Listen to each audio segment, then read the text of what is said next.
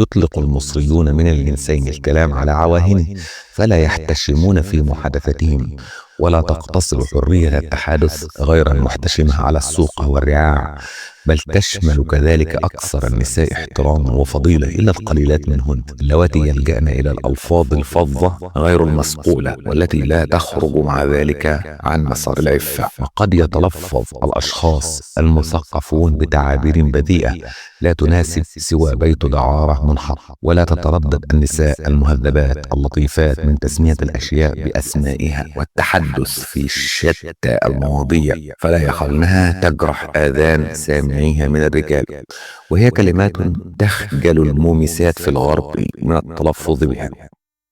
يتميز نساء مصر بتحررهن في التعبير عن مشاعرهن عن سائر النساء الأخريات اللواتي يزعمن الانتماء إلى أمة متحضرة متمدنة، ويعزز هذا الطبع فيهن ثقة مواطنيهن من الرجال حتى في محادثاتهن مع الغرباء. ولا شك أن الاستثناءات كثيرة، ويسعدني أن أذكر كلمات صديقي الشيخ محمد عياد الطنطاوي في ملاحظة له حول مقطع في ألف ليلة وليلة.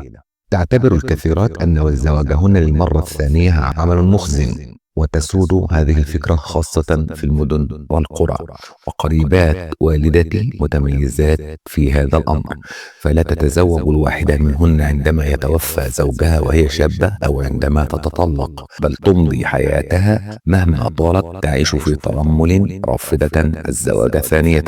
وأخشى أن تكون غالبية النساء المصريات متحررات غير ملتزمات بالقواعد الصارمة، وتسيء الكثيرات منهن استعمال الحرية المعطاة لهن، ولا يعتبر معظمهن في مأمن إلا إن أقفلت عليهن الأبواب فيبقين حبيسات منازلهن.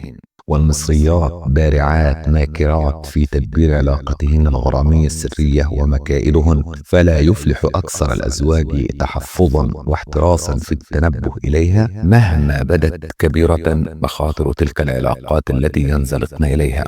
وقد يشكل الزوج نفسه أحيانا المطية غير المباشرة لنزوات زوجته الإجرامية، وتقدم لنا بعض قصص ألف ليلة وليلة نماذج صادقة عن حوادث من هذا النوع تزخر بها العاصمة المصرية الحديثة. ويتفق العديد من رجال العاصمة أن معظم النساء لا يترددن في المخادعة إذا تسنى لهن ذلك دون خطر مداهم، وأن غالبيتهن يخدعن أزواجهن فعلا. وآسف أن هذا الرأي صحيح، ولكنني مقتنع أنه قاس، لأن التقاليد التي يعرفها المجتمع المصري بالنسبة إلى المرأة تتنافى وما هو مذكور سابقا، ولا يمكن لشخص غير مطلع تماما على عادات أهل الشرق وتقاليدهم تصور مدى صعوبة إقامة علاقة غير شرعية مع امرأة في مصر. لا يصعب على المرأة المنتمية إلى الطبقتين المتوسطة أو الغنية إدخال عشيقها إلى منزلها فحسب، بل يستحيل عليها تقريبا التحدث على انفراد مع رجل يملك حريما في منزله، أو دخول منزل رجل غير متزوج أو ليست لديه خليلة فيجذب إليه أنظار الجيران الذين يسارعون إلى التدخل بينهما. وكما أنه لا يمكننا نفي إقامة العديد من النساء علاقات غير شرعية دون أن ينظرن إلى عواقبها الوخيمة، فيمكننا الافتراض أن الصعوبات الناجمة عن مثل هذه العلاقة تشكل العائق الرئيسي أمام النساء الأخرى. ونشير إلى أن إقامة هذا النوع من العلاقات سهل التحقيق ومنتشر بين نساء الطبقات الدنيا. يعزى الطابع الشهواني المميز لمعظم نساء مصر والمسلك التحرري لعدد كبير منهن إلى جملة أسباب، منها تأثير المناخ وحاجتهن إلى التفقه ذاتيا وإلى تسليات بريئة يمضين بها وقتهن، ولكن يعزى مسلكهن في الواقع إلى الأزواج أنفسهم وإلى مسلكهم المخزي والقساوة التي يمارسونها في تنظيم أمور الحريم. ويسعى عامة الأزواج المصريين إلى إثارة المشاعر الشهوانية عند زوجاتهم بكل ما أوتوا من وسائل، ويحاولون في الوقت نفسه بكل كد وجد كبح تلك العواطف التي سمحوا بها بصورة غير شرعية. ويسمح للنساء بالاستمتاع وهن محجوبات من وراء نوافذهن الشعرية الخشبية إلى الأغاني غير الأخلاقية والقصص التي يغنيها أو يقصها في الشوارع رجال يدفع لهم خصيصا لذلك. كما يسمح لهن بالنظر إلى رقص الغوازي والخوالي المخنثين المبهج للحواس. وتدخل الغوازي وهن المومسات المحترفات حريم الأغنياء، ولا يكتفين بتسلية السيدات برقصهن، بل يعلمنهن فنونهن الشهوانية الحسية. وهن يدخلن حتى الدمى غير المحتشمة أحيانا لتسلية نزيلات الحريم. ولقد سمعت قصصا لا تحصى عن الحيل التي تلجأ إليها المصريات وأخبار غرامياتهن، ومنها الحكايات التي سأرويها لكم.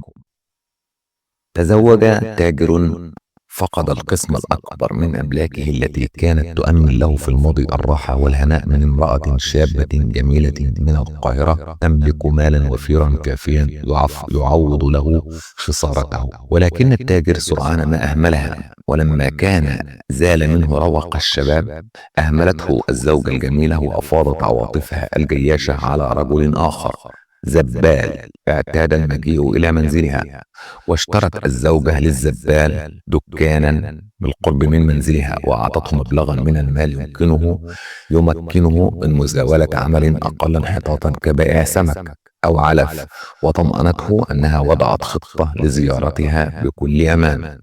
وكانت الحريم الذي تسكن فيه نافسة ذات مصاريح متدلية. كما ارتفعت أمام هذه النافذة شجرة نخل باسقة تتجاوز سطح المنزل، ومن شأن هذه الشجرة أن توصل حبيبها إليها وتخرجه من منزلها إن داهمهما خطر. وكانت للزوجة العاشقة خادمة وحيدة تساعدها في تحقيق رغباتها، فطلبت منها قبل الزيارة الأولى لعاشقها أن تبادر إلى إعلان زوجها بما سيحصل في الليلة التالية. فقرر الزوج المراقبة وأخبر زوجته أنه خارج ولن يعود تلك الليلة، واختبأ في حجرة أرضية. ولما هبط المساء أتت الخادمة تخبره أن الزائر وصل إلى الحريم، فهب الزوج صاعدا إلى الحجرة العلوية، ولكنه وجد باب الحريم مقفلا. ولما حاول فتحه صرخت زوجته، وهرب العاشق في الوقت نفسه من النافذة عن طريق شجرة النخل. وصرخت الزوجة تنادي جيرانها: أنقذوني، أرجوكم تعالوا أنقذوني، في منزلي سارق. ودب العنفوان في نفوس الجيران، فحضر بعضهم على الفور ووجدوا الزوجة محبوسة في غرفتها وزوجها واقفا خلف الباب، فأخبروها أن ما من أحد في المنزل غير زوجها وخادمتها. فقالت لهم إن الرجل الذي اعتقدوه زوجها كان سارقا، وأن زوجها نائم خارج المنزل. وهنا روى الزوج لهم ما حصل، وأصر على أن رجلا كان معها في الغرفة، فخلع الباب وفتش الغرفة، ولما لم يجد أحدا داخلها عنفه جيرانه وشتمته زوجته لهذا الافتراء ضدها. وفي اليوم التالي اصطحبت الزوجة معها 2 من جيرانها ليشهدا في المحكمة على افتراء زوجها واتهامه إياها بإقامة علاقة غرامية غير شرعية إجرامية. وكان الشاهدان قد حضرا على الفور إلى المكان لمساعدتها عندما سمع صراخها، واستدعت زوجها والمحكمة لافترائه على امرأة فاضلة صالحة دون أن يشهد بنفسه أو يبرز شهودا آخرين. وأدانت المحكمة الزوج على فعلته وولد 80 جلدة حسب ما أمر به القرآن الكريم. فسألته زوجته إن كان سيطلقها، ولكنه رفض أمر الطلاق. وعاش طوال 3 أيام بعد هذه الحادثة مع بعضهما بسلام ووئام. وعمدت الزوجة في الليلة الثالثة إلى تقييد يد زوجها ورجله وهو نائم، وأوثقته في فراشه. وكانت دعت عشيقها إلى زيارتها، وما هي إلا لحظات حتى حضر عشيقها، فأيقظ الزوجة وهدده بقتله فورا إن صرخ. وبقى مع الزوجة طوال ساعات بحضور الزوج. ولما خرج الدخيل فكت الزوجة قيد زوجها وصرخت لجيرانه وانهال الزوج يضربها ضربا مبرحا، فراحت بدورها تستغيث وتطلب النجدة. وهب الجيران لمساعدتها، فرأوه وهو في صورة غضبه، فأدركوا تماما أن الرجل بات معتوها، وحاولوا تهدئته بكلمات لطيفة وصلوات حتى يعيد الله إليه عقله. وخلصوا الزوجة من قبلة الزوج المزمجر السائر، وأحضرت الزوجة رسولا من عند القاضي، وتوجهت معه وزوجها ولفيف من جيرانها الذين شهدوا الضرب الذي لحق بها أمام المحكمة. وأجمع الجيران أن زوجها مجنون، فأمر القاضي بإرساله إلى المارستان، بيت المجانين. وحاولت الزوجة لاستدرار عطف القاضي، فرجته أن يسمح لها بتقييد زوجها في حجرة من منزلها فتسهر على راحته وتخفف من آلامه. فوافق القاضي على طلبها، واتفق يمدح روحها الخيرة، داعيا الله أن يكافئها عملها. ولتحقيق رعايتها المزعومة أحضرت طوقا حديديا وسلسلة من المارستان، وربطت زوجها في حجرة سفلية من منزلها. وهكذا كان عشيقها يحضر كل ليلة لزيارتها في حضرة الزوج المقيد، وتلح عليه بعد رحيل عشيقها ليطلقها، ولكن دون جدوى. ولما كان الجيران يحضرون يوميا للسؤال عن حال الزوج، كانوا يطلقون جوابا واحدا يتيما لاتهامه زوجته وتذمره: ربنا يهديك، ربنا يهديك. واستمر الزوج شهرا كاملا على هذا المنوال. ولما رأت الزوجة إصرار زوجها على رفضه تطليقها، أرسلت تطلب حارسا من المارستان لأخذه بعيدا عنها. وحالما غادر الزوج المنزل، توافد الجيران، فصرخ أحدهم متعجبا: لا حول ولا قوة إلا بالله، ربنا يهديه. وطالعه آخر بقوله: مؤسف جدا، لقد كان رجلا فاضلا. ولاحظ آخر أنه موسم الباذنجان. ولم تنفك الزوجة تزوره يوميا في المارستان وتلح عليه أن يطلقها. ولما أجابها نفيا، قالت له: إذن يبقى مقيدا حتى مماتك، وسيأتي عشيقي إلى منزلي بصورة مستمرة. وأخيرا، وبعد احتجازه طوال 7 شهور، وافق على تطليقها. وبناء عليه فكت أسره فوفى بوعده لها. ولكن عشيقها كان في مرتبة وضيعة لا تسمح له بأن يصبح زوجها، لذلك بقت غير متزوجة، وكانت تلقاه كلما شاءت، بيد أن الخادمة كشفت النقاب عن حقيقة الأمر. وأصبحت هذه القصة على كل شفة ولسان. لا تستطيع زوجة رجل غني أو صاحب مكانة رفيعة أن تقيم علاقة خارج المخدع الزوجي دون أن يحدق بها الخطر هي وعشيقها من جراء علاقتهما. وحدث في العام الماضي أن استغلت زوجة ضابط رفيع المستوى غياب زوجها عن العاصمة، حيث اعتاد أن يقيم معها عندما لا يكون يؤدي خدمته العسكرية. ودعت تاجرا نصرانيا كانت تشتري منه الحرائر لزيارتها في منزلها. فتوجه التاجر إلى المنزل في الموعد المحدد، ووجد مخصيا في انتظاره أمام الباب قاده إلى منزل آخر، وأخفاه في ثياب فضفاضة وحجاب امرأة، ثم قاده مجددا إلى المنزل وقدمه لسيدته. وأمضى التاجر ليلته كلها تقريبا معها. ولما استفاق قبلها، وضع في جيبه كيسا كان أعطاه لها، وذهب إلى المخصي الذي قاده إلى المنزل، حيث كان ارتدى ثياب التخفي، ثم انطلق إلى متجره بعد أن ارتدى ثيابه ثانية. لكن الزوجة ما أن فقدت الكيس حتى عادت إليه واتهمته بأخذه، وقالت له إنها لا تريد المال، لكنها راغبة بصحبته، ورجته أن يأتي إلى زيارتها في الليلة التالية. فوعدها خيرا.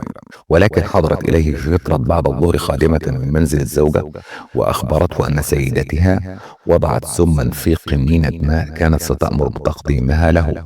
وهذه طريقة انتقام شائعة تتخلص بها المرأة من عشيقها الذي يوجه إليها ولو إهانة بسيطة. تنزل عقوبة الموت بالمسلمة المتهمة بإقامة علاقة غير شرعية إجرامية في حال اجتمع 4 شهود لإدانتها، ويقوم هؤلاء الشهود أو زوجها بإعدامها. ولا تنجح دائما في الإفلات من العقاب أن تقضي أثرها أحد مأموري العدالة، ولا تستلزم الحالة الأخيرة وجود 4 شهود.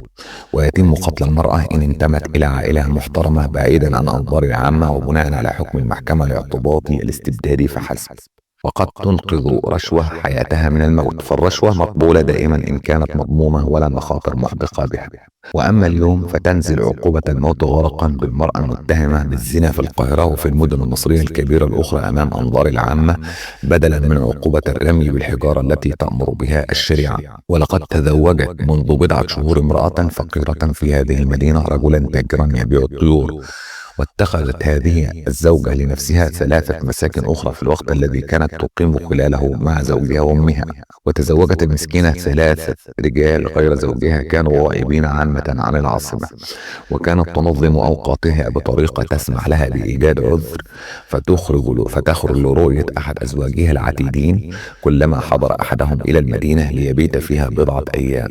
وحصل ما لم يكن في حسبانها، وحضر جميع أزواجها في اليوم ذاته وتوجهوا في الليل عينها يسألون عنها في بيت أمها، وأحرجت المسكينة كثيرا من وجودهم. وكذلك زوجها الأول فتظاهرت بأنها مريضة وأنها فقدت الوعي، فنقلتها أمها إلى غرفة داخلية، واقترح أحد الأزواج أن يعطيها شيئا ما لتسترد وعيها.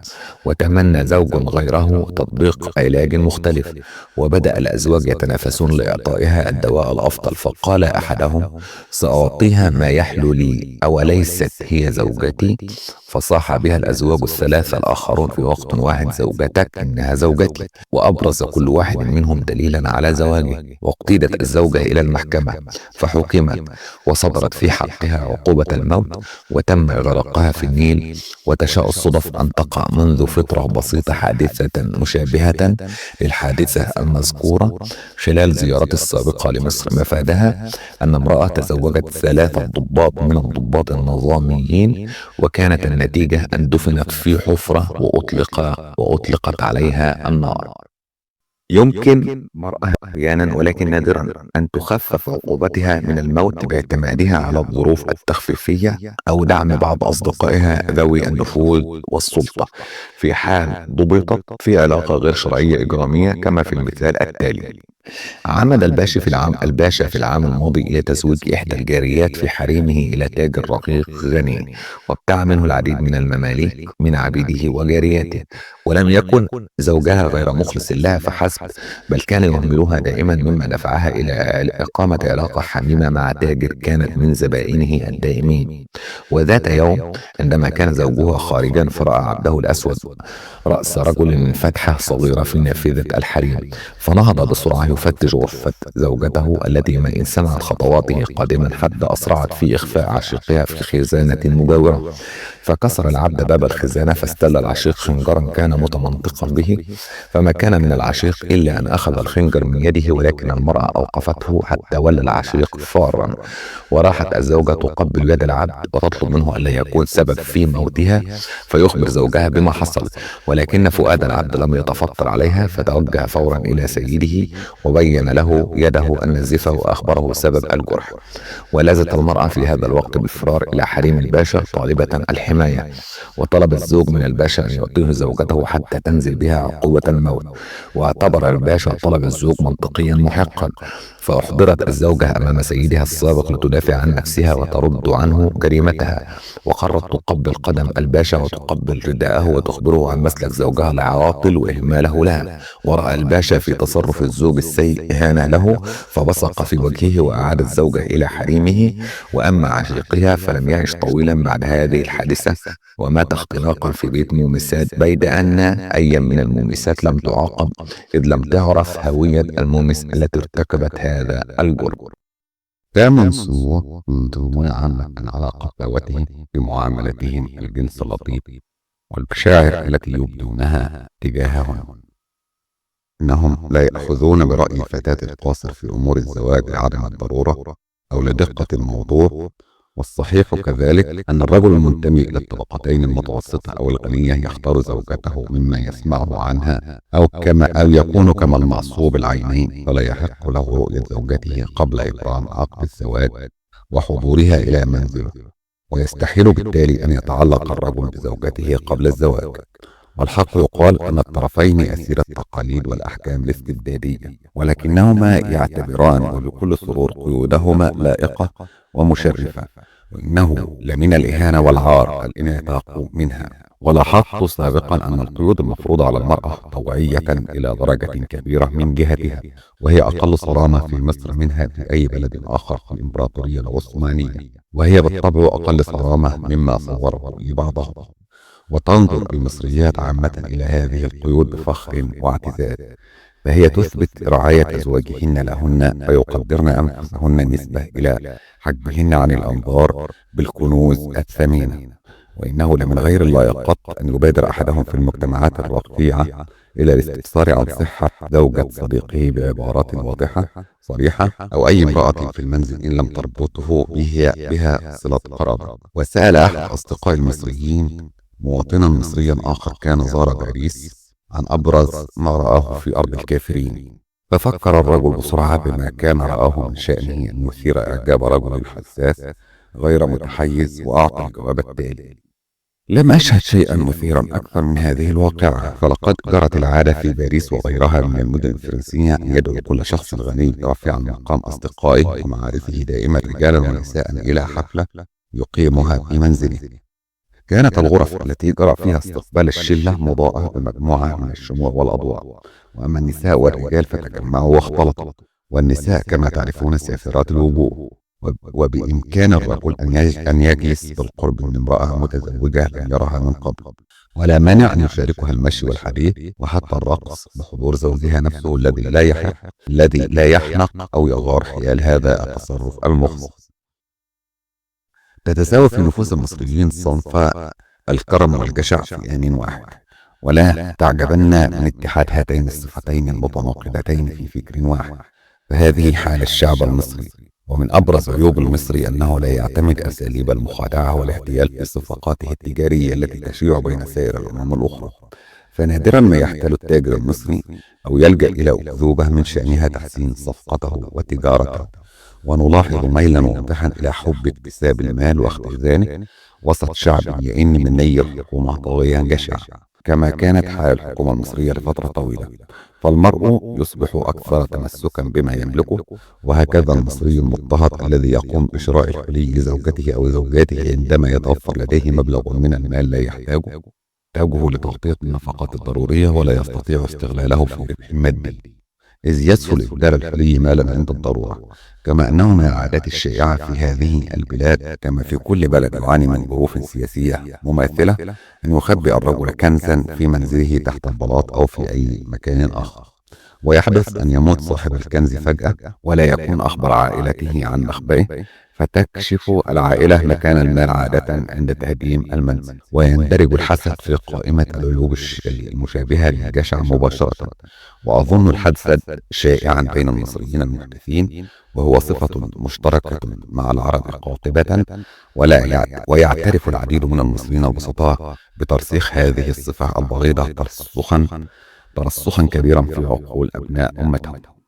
تكاد تنعدم بين المصريين المحدثين فضيلة الصدق المستديم، فالرسول صلى الله عليه وسلم أمر بالكذب عندما تقضي الضرورة بمصالحة أفرقاء تنازعين إذا رغب الزوج في مصالحة زوجته أو تحقيق مكاسب في الحرب مع أعداء الإيمان.